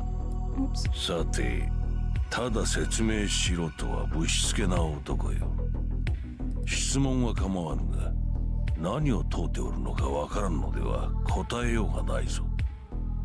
シンジのことだ。なんだってあいつがマスターになってたんだ。さっきの様子じゃあんたが担ぎ上げたように見えたが、どういうことだ。は、何を尋ねるかと思えばそのようなこと。答えるまでもない。今お主が口にした通り、シンジをマスターに選んだのはわしだ。見て、戦えぬわしは孫にヒノキ部隊を譲ったというわけだ。マスターを譲った？それはつまり。うん、お主と同じだ。エミヤの跡継ぎよ。聖杯が現れると知り、わしではなく孫にサーバントと契約させたのだ。お主とて窓を極める血の末席。己では叶わぬ夢を弟子に託す心情は理解できよう。Then what? Magi become masters. So that means Shinji knows magic, and his family is a family of magi?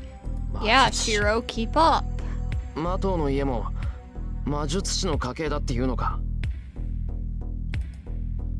知らなんだが、この土地には当社家とマトウ両家が根を張っておる。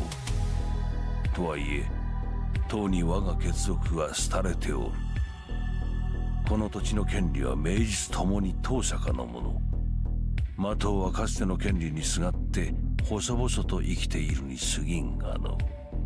当社家？じゃあ当社家もあんたのことは知ってるのか？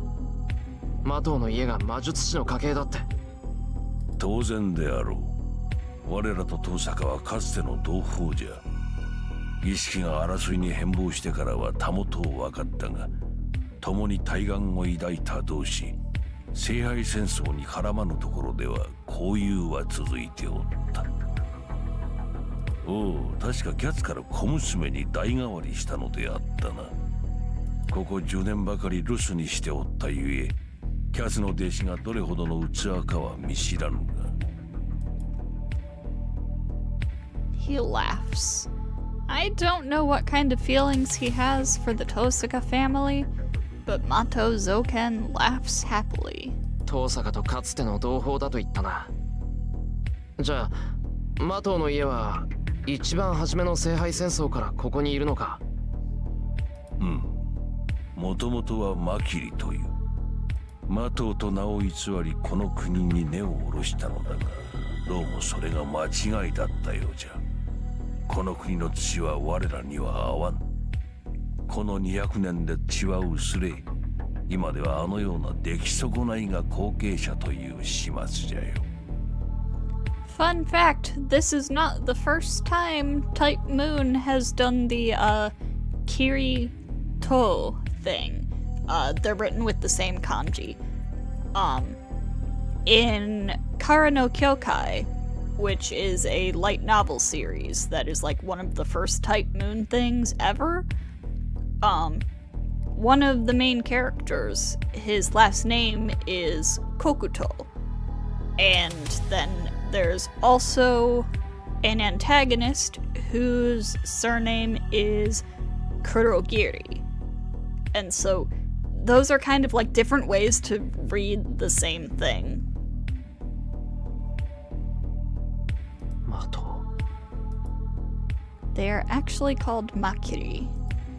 If Shinji is from a family of magi, then Sakura is... いや何ただの言葉遊びじゃよ。正体を隠すためだが、名というものは軽視できんのでな。偽りの名といえど、神明に通じていなくてはならん。I don't care about that. There's only one question that matters now. じゃあ、さくらはさくらもシンジと同じようにマスターなのか。これは否こと、さくらがマスターだと。そのようなことはありえまい。どうやらお主の父親はまともな教育をしなかったようじゃな。ありえない。さくらに魔術師としての素養がないってことか。それ以前の問題じゃ。そも魔術師の家系は一子相伝が基本。よほどの対価でなければ後継者以外に魔術を伝えることなどはありえぬよ。兄弟など最たるものだ。後継ぎは二人もいらん。魔党の名が廃れていなければ養子にでも出したのだが、魔術回路がないのではもらい手などおるまい。じゃあさくらはシンジがマスターである以上答えは明白であろう。後継者に選ばれなかった片割れは己の家が魔道であることも知らぬわ。まあ兄が使い物にならなければ妹をとも思っておったが、すでに勝敗は決した。今さら何も知らぬ孫を聖杯戦争に駆り出すこともなかろうよ。Oh my god, stop fucking lying. I sigh with relief. That's good. I'm surprised the Mato family is a family of magi, and it's problematic that Shinji was a master. But I'm relieved to know that Sakura doesn't need to concern herself with such a murderous war. 勝敗は決したと言ったな。それじゃあもうシンジは戦わないんだな。あんたも現役じゃなくて、さくらだって聖杯戦争に関係はないんだな。うん。だがシンジがどう出るかはわしにも保証はできんぞ。あれは魔術師というものに執念を抱いておる。身内の恥じゃが、魔党の血はこの国に根付いてから薄れていった。その最後の後継者があれじゃ。もはや魔党の子供には魔術回路などない。まったくだというのにどこで秘伝を紐解いたのか。あれは選ばれた人間などという重りを持ちながら、同時に生まれつき劣っているという凶悪観念を持って育ちよった。放任がたたったのだろうが、少年というものはなかなかに強制できん。このような明確な敗北を受けても諦められんのでは、手の施しようがない。The old man starts shrinking. No, it's just an illusion. He was backing up silently. ともあれ、シンジは敗れた。こたびの戦いは早々に我らの敗退となったが、それでもこの老体を切るかね、セイバーのサーバントよ。その言葉が真実ならば無益な戦いはしない。だがもし偽りなら次はない。それは貴殿の跡取りも同じこと。懲りずに我が主を狙うのならば、その時こそ容赦なく切り捨てよう。しかと。The old man disappears. What is this? Mato Zoken melts into the night, just like when he appeared. All that's left is this rotten smell. I force down the feelings of nausea and pick up the unconscious woman. 教会に行くぞ、セイバー。まだ間に合う。あいつなら、なんとかできるはずだ。承知しています。女性は私が。って、そうか。I let Saber carry the woman. There's no time to waste. Even though Saber is smaller than me, she's more powerful. I should let her handle this instead of trying to show off. 先行します。離れずについてきてください。Saber starts running. I run full speed after her so I won't get left behind.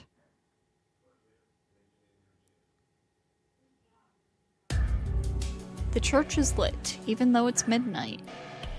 I took the woman from Saber and entered the church alone. When I yelled for Kotomine, he came out and quickly retreated to the back with the unconscious woman. He said that his room was the only place he would be able to treat her. I sit down. I've done all I could. Now it's up to Kotomine. I'll believe in him and wait. I keep waiting. I'm worried about Saber, who's waiting outside, but I can't leave. And I want to think by myself for a while.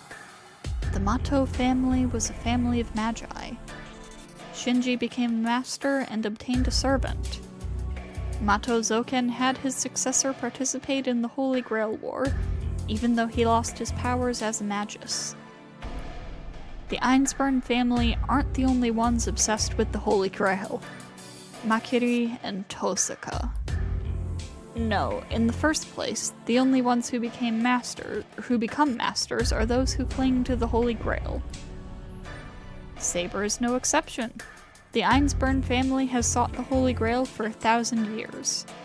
Their persistence is not something I can do anything about. They can only be saved by the Holy Grail. My father went against them and destroyed it. But would I be able to pursue my wish to such lengths? Like the Einsburn and Makiri families. Do I have the right to compete against those who have sought the Holy Grail for centuries? まさかな。負傷者を連れてこいとは言ったが、その日のうちに連れてくるとは思わなかったぞ。琴峰。I raise my head. He doesn't look gloomy. Then that must mean the treatment was successful. 琴峰、あの女の人はどうなった？持ち直しはした。あとは本人次第だ。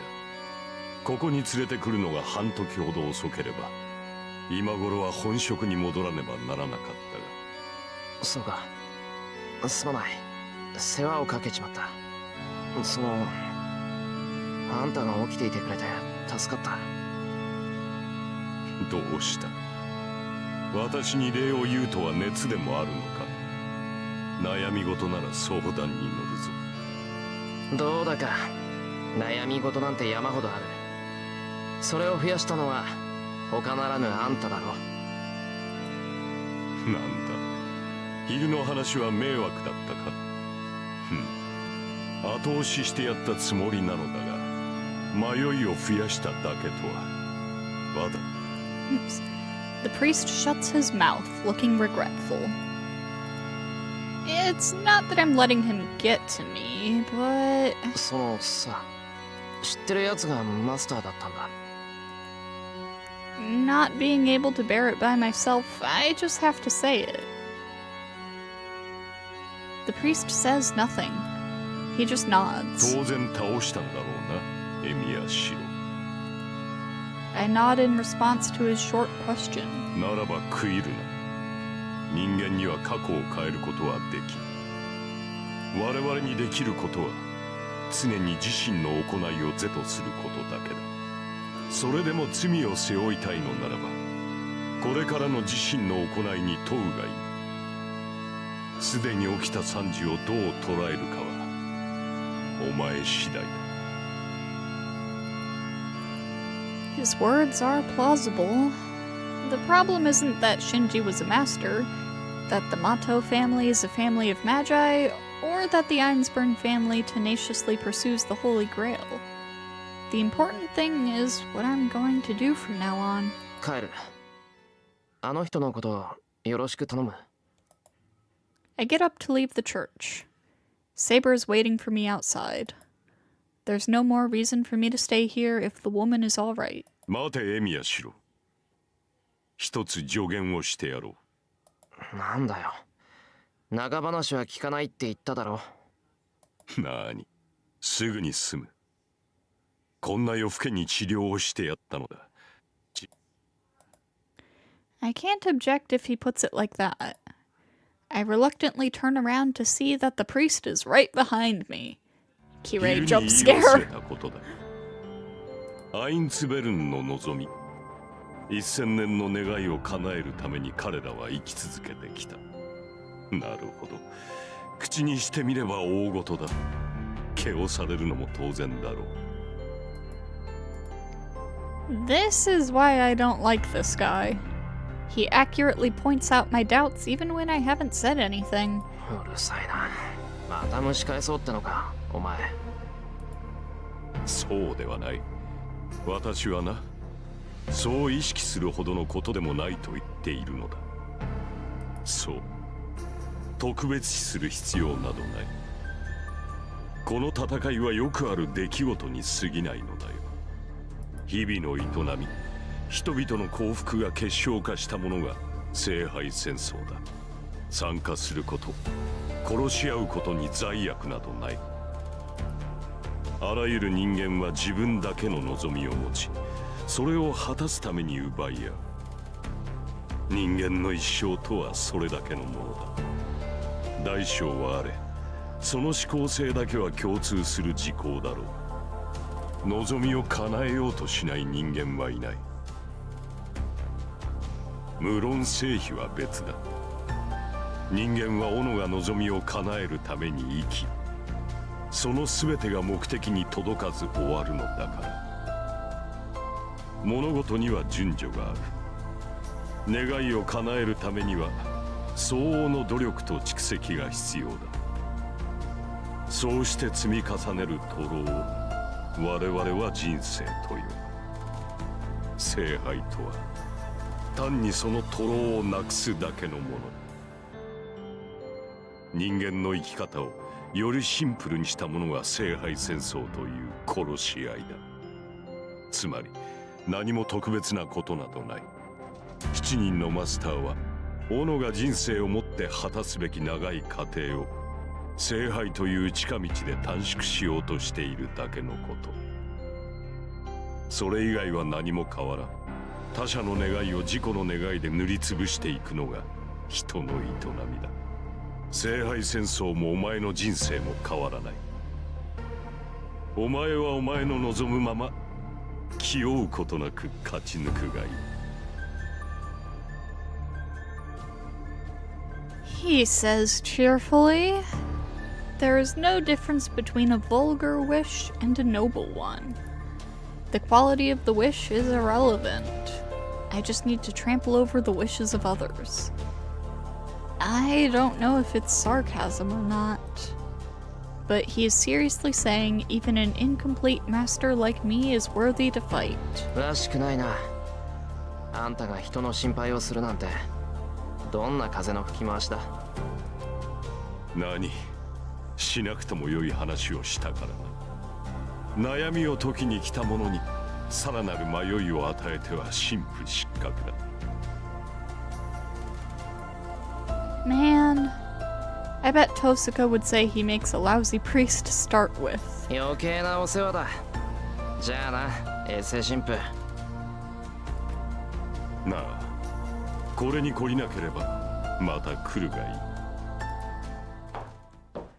I snort and walk to the exit. I leave the church for sure this time.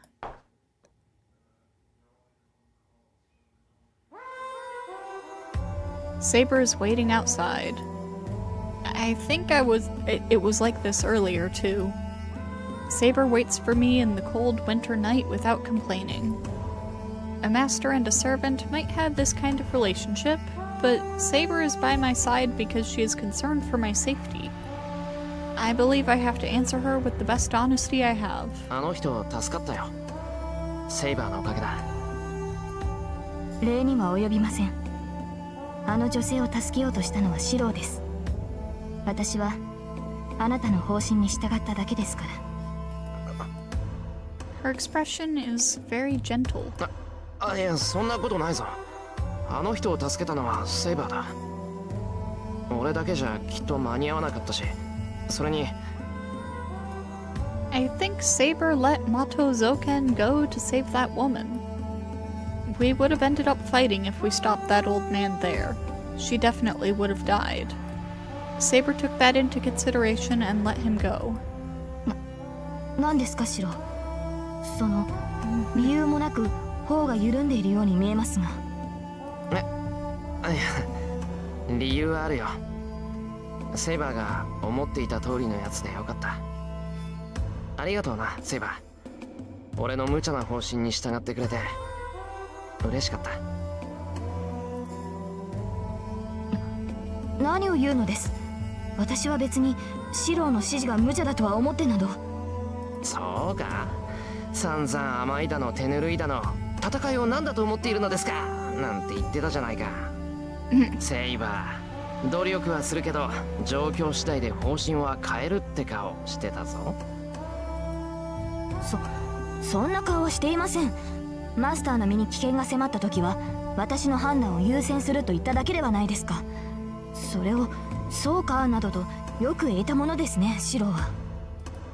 Saber frowns. I smile, since her expression is totally different now. シロー、どうやらあなたには一度礼節とはどういうものか教え込まなければならないようですね。機会があったら頼む。けどセイバー、今はそれよりこの戦いを終わらせよう。シロー、俺はセイバーみたいに聖杯が必要ってわけじゃなかった。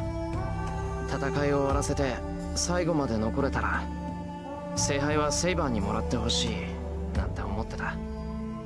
そんな半端な自分でセイバーは本当にいいのかって迷いがあった。そうですか。では今はどうなのです。あなたは今夜自分の意志での戦いを経験した。あなたの考えは変わりましたか。これが全然。まだ聖杯戦争には納得できてない。けど必ず最後まで戦う。俺には他の連中みたいに聖杯で叶える願いはない。けどさ、誰かを守ること、正義の味方になることが俺の目標だったんだ。それが他の連中に劣っているとは思えない。なら相手が500年だろうが1000年だろうが向こうに回して戦わなくちゃいけないと思うんだ。なるほど。確かにそれは筋が通っている。では私も今一度誓いましょう。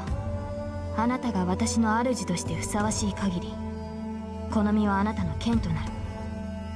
シローがシローである限り、その期待を決して裏切ることはありません。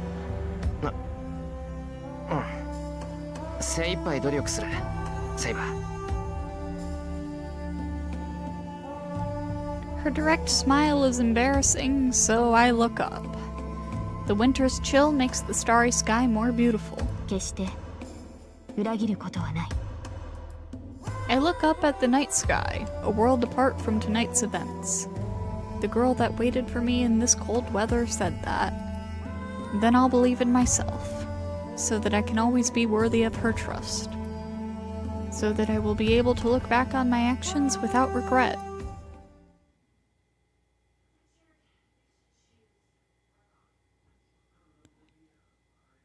And that is the end of day 4, and that was a bit longer than I was expecting it to be. So I do think that's all we're gonna be doing this time around. So, next week for Fate Stay Night, we are going to get into day 5 of Heaven's Feel, and oh boy, a lot is happening. A lot is happening. Hang on.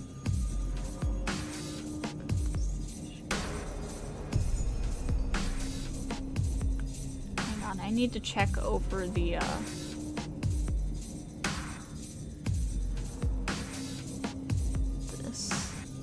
I need to check over the flow chart.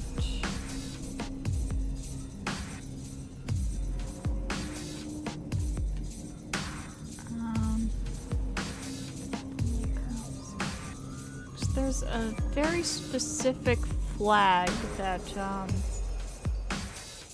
I think we'll get a bad end if we don't get. It's the Ilia conversation +1. It's one of the more complicated things that we need to keep track of.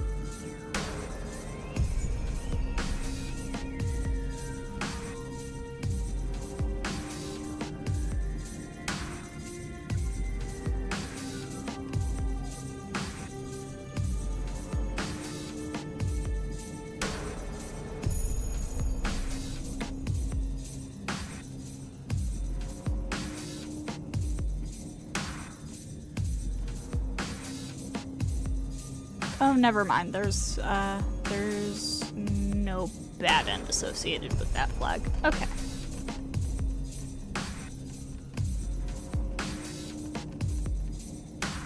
There is a way to skip a lot of what happens on day 5, but it also skips this flag, so I was like,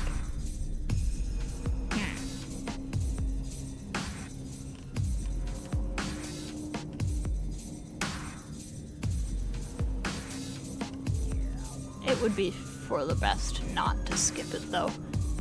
Anyways, so yeah, next week we'll be doing day 5 of Heaven's Feel. It's a very very busy day. A lot is going to be happening. We might not get through the entire day at once, but I'm gonna try to, at least.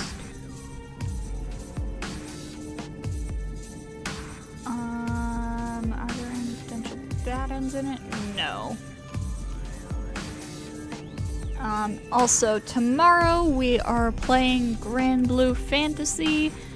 You all voted for us to do the Love Live Sunshine collab, so that's what we're gonna be doing.